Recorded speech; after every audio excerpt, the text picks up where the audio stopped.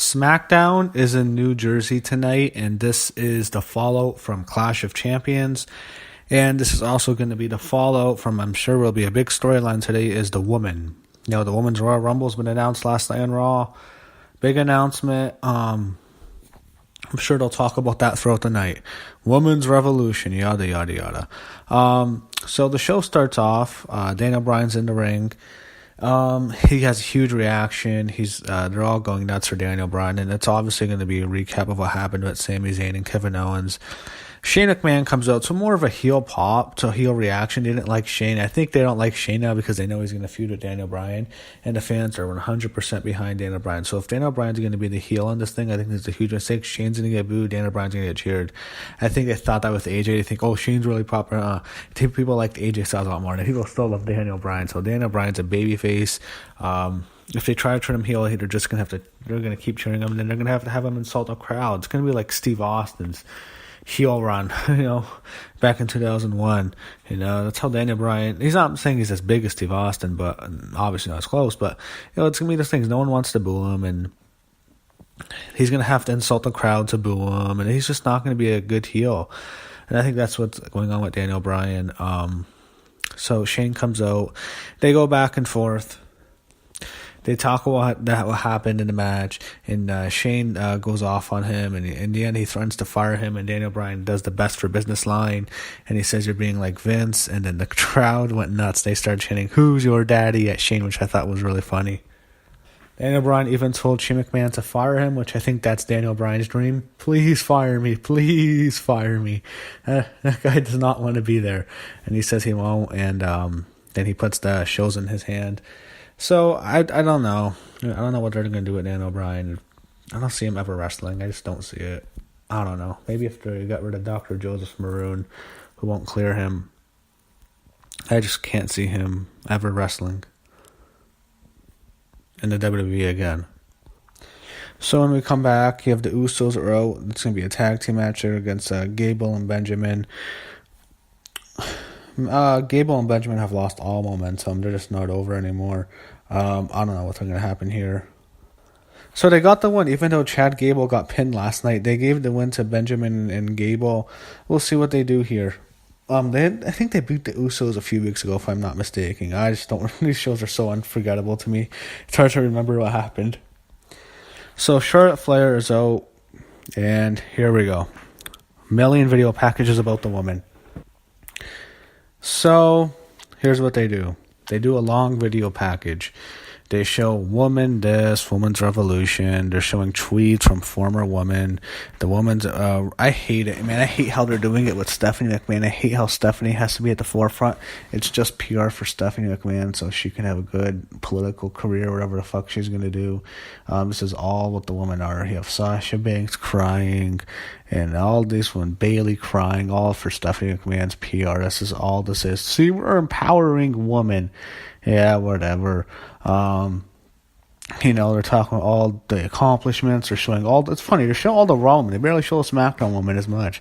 But they're showing Charlotte and Alexa Bliss and Bailey and Asuka, definitely Asuka and Nia Jax and some of them. And, they go and talk about how they've made history. They go through NXT and, it's just one of those things.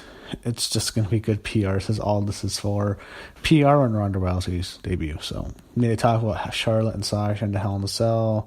They really make up three major revolution marks. I guess that's what they're calling the three big ones. They're really talking about before the Rumble were the Hell in a Cell, the first woman's Money in the Bank, which sucked, which Carmella won. That match sucked. And then the third one they're talking about this so much is Sasha Banks and Alexa Bliss from a couple weeks ago in Abu Dhabi. I know. Alexa and Sasha broke so much barriers. They had to cover their whole hot bodies for sexy bodies for these fucking I don't know. Whatever. I'm not going to go there, but yeah, the most oppressed country that completely oppresses women, breaking down barriers. Now they're just a Royal Rumble, all this great stuff. Royal Rumble, Women's Rumble, good PR for Stephanie McMahon. This is all this is. Anyway, I had to go on that rant. it just bothers me. Charlotte's out, and she's talking, and then so I guess it's official. Alexa Bliss and Charlotte can't be in the Royal Rumble because they're the champions, unless Carmella cashes in. Which they again, there's barely any Carmella mentioned. They're just not going to forget it. They're just going to forget about her. Or are they going to do it, Carmella? When are they going to fucking have this girl cash into Money in the Bank? We've been waiting all the time for see Carmella cash in Money in the Bank. Anyway, so she's not going to be there in the match. And then Naomi comes out. Naomi officially declares herself in the Royal Rumble match, which I guess you can do now. And the two of them are going back and forth. And Naomi, she is a face. I mean, she's very over the top. Her entrance takes 10 minutes to get to the ring, and her and Charlotte go back and forth. Then they're interrupted by the Riot Squad, and there was a funny altercation on Twitter. Liv Morgan, her and Becky Lynch, it was Becky who started it. She said something, and then Liv Morgan says, "When you scream straight fire, everyone cringes." And then Becky Lynch posts this meme of Liv Morgan, it wasn't Sarah Logan, it was Liv Morgan trying to punch, I think it was Sarah Logan or Tamina. It was so bad. It's a meme that went viral. That and the Jinder Mahal having bitch tits. Those are the two big memes from Clash of Champions. And she says, whenever you wrestle, everyone cringes. She burnt her. So it's Charlotte and Naomi against the Riot Squad. It's Ruby Riott and Sarah Logan. Just like that, they just beat the Riot Squad. So hopefully this group's over. This is terrible. Absolution isn't as bad, but it sucks. Both these groups suck. End them both. Please split them both up and get these women out of here. I don't want to see Ruby Riott or Liv Morgan release. Sarah Logan should immediately go back to NXT, and so should Liv Morgan. She's not ready for this spot. Yeah, this has just been awful, and both groups are fucking horrible in my opinion. Both been flops. I think they're just all being called up so they can do the Royal Rumble, so they have enough girls to do the Rumble. Did you have to fire Emma? Can you bring Emma back, please?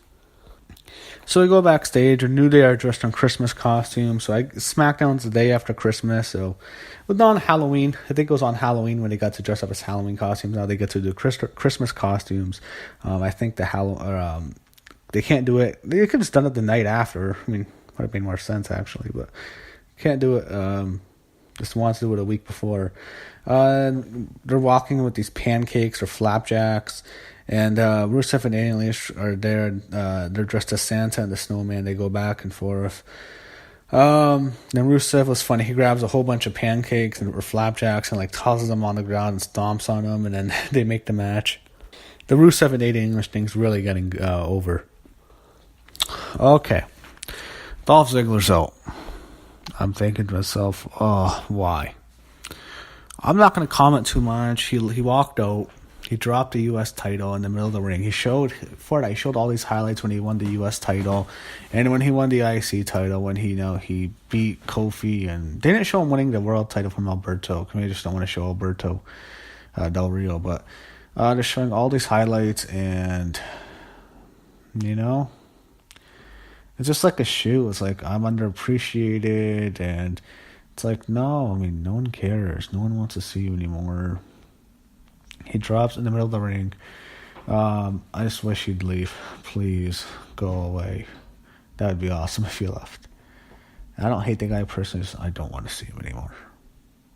That's it. The segment was just like, oh, you've grown. It's a cool segment.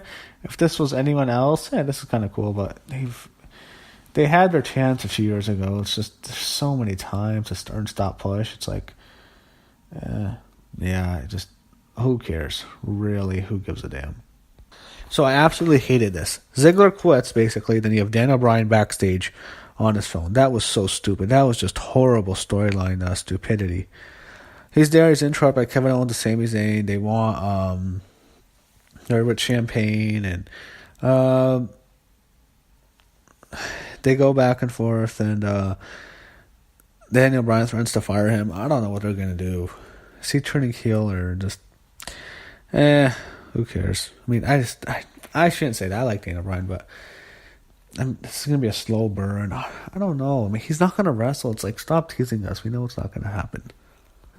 So Aiden English and Rusev against New Day's next. So it's a comedy match. It's kind of funny. They had this flapjack spot. This was all built around the flapjack spot. Rusev and English bring out take the New Day's flapjacks, put them on the announce table. They put whipped cream all over it, and they put the cherry on top. And then he tries to throw Kofi Kingston into it, but then the New Day grabs Aiden English, who's wearing the snowman costume, and he goes face first. They give him a flapjack into the flapjacks. Goes face first. I thought it was funny. I kind of enjoy these hokey stuff. I find it entertaining. I actually kind of like this. This is like a guilty pleasure, even though it's terrible. It's just one of those things I kind of like it anyway. Flapjack, so he's a completely white Santa Claus, white snowman. He's Frosty. His face is covered in white whipped cream, and he's wearing the Frosty, so he's a snowman. That's the joke. New Day get the win, even though the Rusev and Aiden English are really over right now. It's crazy. Rusev is doing his best work. He's hilarious as a comedy character. I've heard from people who've talked about Rusev. He's absolutely hilarious. So this is some of his best work right now. So your main event. This was announced by Daniel Bryan earlier. It's Randy Orton, Shinsuke Nakamura, and AJ Styles against Sami Zayn, Kevin Owens, and Jinder Mahal. So we have to talk. Jinder Mahal is obviously on steroids. Everyone knows this. During the match with AJ, there was a huge meme. This and the Liv Morgan meme, as I talked about, were the funniest ones. He has a giant boob, like female tits, and it's one of those things. It's not that. It doesn't look like anything like a woman's breast, but he's got the bitch tits. You can see the tissue in the tits or in his nipples because he's taking so much steroids. This guy is bitch-titted his way up, and he is juiced out of his mind. This is crazy amounts of steroids. I'm starting to get worried about the guy. Is he going to die? I mean, from the amount of steroids he's taking. This is fucking embarrassing. He is juiced up out of his mind, jacked to the gills on steroids. So, anyone thinks he's on steroids, you're a fucking idiot. Match is okay right now. I just laugh. He has all that skin acne on his chest and on his back, and people can say, he works out hard. He's dieting. Shut up. Every single telltale sign for steroids he has. It's like killing someone and you say you don't do it, but there's blood all over you. Come on. Just fuck. This guy is so juiced up. And it's funny, the way Owens and Zayn look, I don't know, compared to him, and he's just, whatever. And he's not even over, the other two are, so everyone really cares about the physiques. So Nakamura hit a really sick Kinshasa onto Sami Zayn, and Nakamura gets the win. So Nakamura gets some momentum back, he wins. I'm starting to think he's winning the Royal Rumble. I think it's Nakamura and AJ at WrestleMania. I think that has to be it. AJ even did the Nakamura pose at the end. So the three of them get the win. The faces win. They get some revenge on the heels. How many six-man tags have they done in 2017? I've been reviewing Raw and SmackDown since like April. That's why I started these reviews.